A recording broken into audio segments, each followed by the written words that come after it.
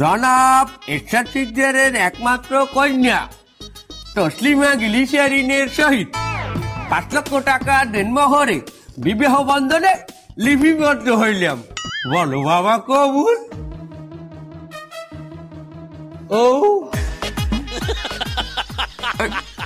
বাবা ওরা কি কইলা কবুল কও?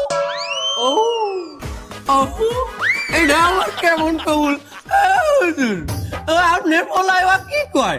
আমার ছেলে তো বোবা। বোবা? তার কবুল কইতে পারবে না? ওই কবুল বাদে অন্য সবকিছু সে বলতে পারবে, অন্য কিছু বলান। অন্য কিছু কইতে পারবে?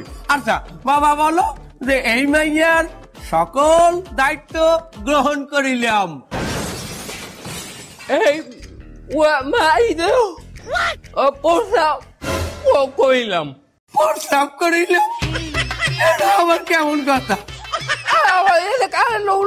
আমার রোলটা বুঝা দিল। তুমি একটু গানে গানে বুঝাই দাও।